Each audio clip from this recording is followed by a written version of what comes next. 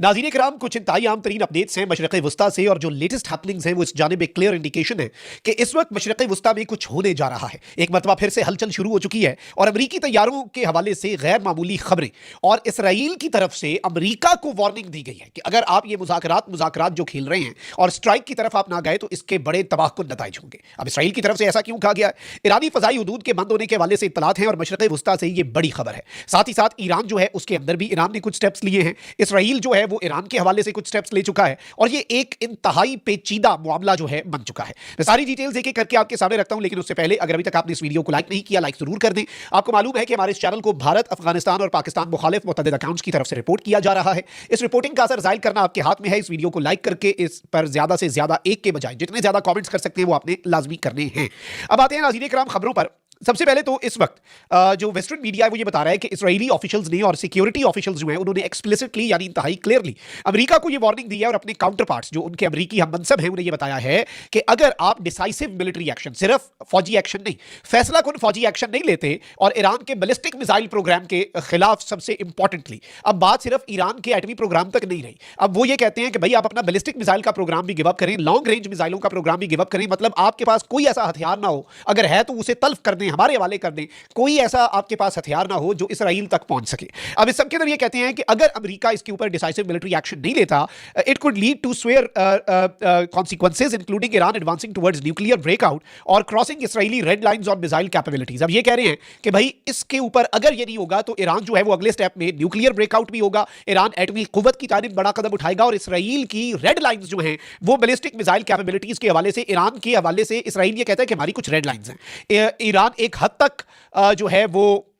कर ले, अपने बैलिस्टिक मिसाइल प्रोग्राम को तरतीब दे ले, लेकिन उससे आगे बढ़ा तो हम उसे तबाह कर देंगे, हम उसके ऊपर एक्शन लेंगे और हमारी रेड लाइंस क्रॉस होंगी। अब इसका मतलब यह है कि अगर आपने स्ट्राइक नहीं करनी ना तो हमने बहुत बड़ी स्ट्राइक जो है वो कर देनी है। फिर इसके साथ ही साथ ईरान जो है नाज़रीन किराम वो इस वक्त बहुत कुछ कर रहा है और इस सब के अंदर ईरान की तरफ से जो चीजें सामने आ रही हैं वो बहुत इंपॉर्टेंट है, क्योंकि ईरान के अंदर भी इस वक्त ईरान पीछे नहीं हट रहा। और अगर हम ये देखें कि इस वक्त ईरान में सिचुएशन क्या बनी है, बल्कि अभी ईरानी सुप्रीम लीडर जो है उनकी एक स्टेटमेंट सामने आई है और इससे पहले वैसे खैर ईरान के अंदर एक और काम ये हुआ है कि ईरान में नोबेल इनाम याफ्ता समाजी हुकूक की कारकुन नरगिस मोहम्मदी को 6 साल कैद की सजा सुनाई गई है। अब 6 साल कैद की जो सजा सुनाई गई है ये बड़ी इंपॉर्टेंट है। फिर इसके साथ ही साथ रिफॉर्म फ्रंट के कुछ पॉलिटिशियंस हैं उन्हें भी ईरान ने इस वक्त गिरफ्तार किया है, यानी वहां पर जो दूसरी साइड की वॉइसेस हैं जिन्हें शायद वेस्ट बहुत पसंद करता है उन पर क्रैकडाउन भी बढ़ा है। यानी ईरान ने एक मैसेज दिया है कि भाई मुज़ाकरात ये सारी चीजें, इसकी वजह से हम अपनी पॉलिसीज के अंदर कोई तब्दीली नहीं ला रहे। फिर ईरान के सुप्रीम लीडर आयतुल्लाह ख़ामनेई ने कहा है कि कौमी ताकत का ताल्लुक मिसाइल या तैयारों से ज्यादा कौम की कुव्वत इरादी से है।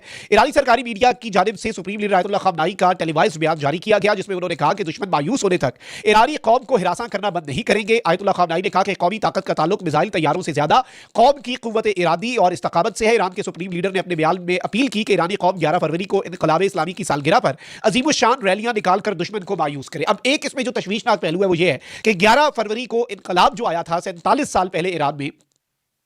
उसकी सालगिरह बनाई जाएगी, रैलियां होगी ईरान के अंदर। और ये सुप्रीम लीडर ने कहा है कि जरा इस निजाम के हक में जो इस वक्त है, रजीम मुखालिफ एहतजाज तो हो गए, अब इस निजाम के हक में आपने रैलियां निकालनी है अजीम शान और दुश्मन को मायूस करना है। यानी ईरान में वो ये चाहते हैं कि भाई शो ऑफ स्ट्रेंथ किया जाए, मसल्स दिखाए जाए और ये बताया जाए दुनिया को कि भाई हमारे साथ भी अवाम है, हमारे खिलाफ अगर आपने बंदे निकलवाए तो हमारे साथ भी है। अब ये एक इंपॉर्टेंट चीज है क्योंकि ये जो मूव है ये बड़ा डिफरेंस है और क्या इससे पहले अमेरिका कुछ कर सकता है। अच्छा, एक मैं आपको ये बता दूं कि अमेरिका की जो डिप्लॉयमेंट थी पैट्रियट और थर्ड मिसाइल डिफेंस सिस्टम की मिडिल ईस्ट के अंदर 20 अमेरिका के बेसेस हैं, ठीक है जी। उन 20 बेसेस पर अमेरिका ने ये देखना है कि भाई हमने पहले अटैक करना है ईरान पे, ईरान ने उसके बाद मिसाइलों की बारिश कर देनी है, हमने उन मिसाइलों से कैसे बचना है। अमेरिका अटैक से पहले डिफेंस की तैयारी करता है, ये अमेरिका का स्टैंडर्ड ऑपरेटिंग प्रोसीजर है, इवन इजराइल। अब इस सबके अंदर बताया जा रहा है कि पैट्रियट मिसाइल डिफेंस सिस्टम और थर्ड मिसाइल डिफेंस सिस्टम जो है इन दोनों को इस वक्त डिप्लॉय कर दिया गया और इस प्रोसेस की कंप्लीशन हो चुकी है और ये रिपोर्ट कर रहा है चैनल 14, इसराइल का चैनल जो है वो ये कह रहा है। फिर इसके साथ ही साथ फॉक्स न्यूज जो है उसने एक बहुत बड़ी रिपोर्ट दी और आपको मालूम होना चाहिए कि फॉक्स न्यूज अमेरिका का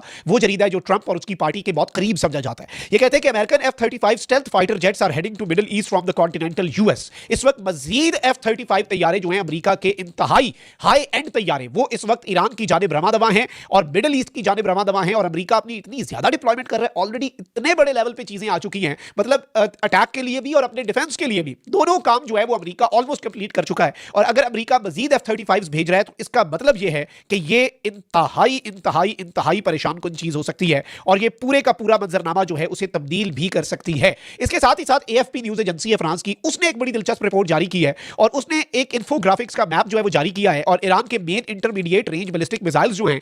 वो किस तरह से कौन कौन से मिसाइल जो हैं वो इस वक्त ईरान के पास हैं और वो किस तरह से अमेरिका के बेसेस और अमेरिका के पर्सनल, अमेरिका के फौजी जो मिडिल ईस्ट के अंदर हैं वो इस वक्त ईरान के निशाने पर आ सकते हैं। पहले ईरान का दिसफुल है जो 1000 की रेंज में है और फिर इसके साथ ही साथ किलोमीटर की, फिर फताहबंद, हज कासिम और खैबर शिकन जो इनका मिसाइल है वो 1400 किलोमीटर, फिर इमाद गदीर 1 जो इनका मिसाइल है वो 1700 और उससे भी ज्यादा खुरम शहर और सजिल जो है इनका मिसाइल वो 2000 किलोमीटर की रेंज है। यानी इस वक्त अमेरिका के तमाम तर बेसेस जो हैं वो ईरान की उस रेंज पर आ चुके हैं, जो कि जाहिर बात है कि बड़ी डिफरेंट सी चीज है, बड़े डिफरेंट से मामलात हैं। लेट्स सी चीजें किस तरफ को जाती हैं, हाउ थिंग्स अनफोल्ड। लेकिन ये एक बड़ी अपडेट है, बड़ी डेवलपमेंट है और ईरान इस सब के अंदर क्या करता है, किस तरह से चीजें आगे लेकर बढ़ता है, ये इन द कमिंग आवर्स हमें पता चलेगा। इस वक्त ईरान की एयर स्पेस के हवाले से खबरें आ रही हैं कि ईरान अपनी एयर स्पेस जो है उसे लिमिट करने जा रहा है और इनकलाब ईरान की अगर सालगिरह के ऊपर अमेरिका कुछ करता है, क्योंकि इससे पहले ट्रंप के पिछले दौरे हुकूमत में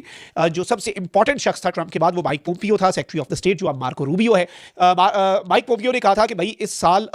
इनकलाब ईरान को 47 साल हो रहे हैं और ट्रंप की भी 47वीं ये टर्म है, यानी ये अमेरिका का 47th प्रेसिडेंट है। तो ये 47 का फिगर बहुत इंपॉर्टेंट है। डोनाल्ड ट्रंप अपने आप को अमर कर दे ईरान के अंदर रिजीम चेंज करके, क्या ट्रंप कुछ बहुत बड़ा करने जा रहा है, इस हवाले से भी कुछ बड़ी चीजें सामने आ रही हैं और मजीद F-35 का आना और ये खबर आना कि भाई इस वक्त अमेरिका की अपने डिफेंस के लिए डिप्लॉयमेंट जो है थर्ड और पैट्रियट मिसाइल डिफेंस सिस्टम की वो कंप्लीट हो चुकी है। ये एक क्लियर इंडिकेशन है कि something very very very big is about to happen और कुछ चीजें यूं लग रहा है कि अनअवॉइडेबल होती जा रही है। अल्लाह पाक